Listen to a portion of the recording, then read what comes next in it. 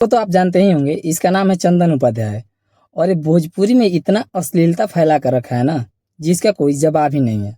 मतलब कोई भी लड़की अगर आगे बढ़ना चाहती है, किसी से अगर बात करना चाहती है, क्या करता है, उस लड़की को इस तरीके से टॉर्चर कर रहा है। सुनिए जरा, है ये माही मनीषा से बात करना चाहती है। हैंडसम है, सुंदर है, अगर तुम हमको देखोगी तो तुम हमसे शादी करने के लिए तुरंत तैयार हो जाओगी और शादी से पहले सुहागरात के लिए भी तैयार हो जाओगी। अच्छा, क्या काम है माई मनीषा से, ये बताओ। कुछ नहीं, थोड़ा माही मनीषा मिलकर चंदन उपाध्याय का नंबर अपने पेज से शेयर कर दिया है, क्योंकि चाह रही है कि मतलब हम डांसर बने, और वो माही मनीषा से बात भी करना चाहती है। जब इसके पास फोन लगाती है तो इसका लहजा सुनिए, किस लहजे में बात करता है ये। भाषा समझ में नहीं आ रहा है तुमको? माही मनीषा से बात करेंगे, एक टिप मारेंगे घोंप घोंप। ये बताओ, तैयार हो तो बोलो। क्या अभी माई मनसा तुम्हारा साथ कैसा? बताइए कि कोई भी लड़की अगर किसी स्टार से बात करना चाहती है तो उसके लिए इसको कंप्रोमाइज करना पड़ेगा। वो भी 17 साल की लड़की है।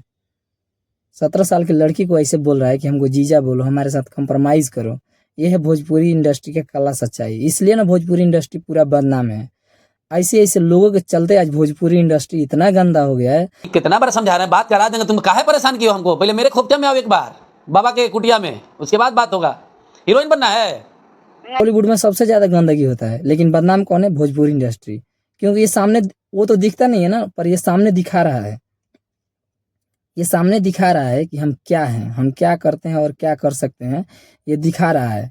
मतलब एक 17 साल के लड़की को इस तरीके से टॉर्चर करना, वो भी सोशल मीडिया पे, ये कहाँ तक सही है? हाँ डांसर बनना है हाँ हाँ। तो जहां डांस करने जाओगे वहां देना पड़ेगा, टेंट के पीछे।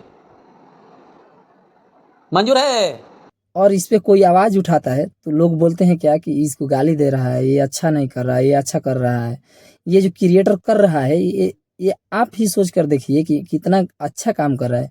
उस जगह पे इसकी बहन होती, इसकी माँ होती, अगर अगर कोई उस तरीके से बात करता, उस लहजे में बात करता, तब इसको कितना अच्छा लगता है। कोई भी लड़की अगर कुछ बनना चाहती है, कुछ करना चाहती है, किसी से अगर बात करना चाहती है, तो उसके लिए इसको कंप्रोमाइज करना पड़ेगा, वो भी इसके साथ।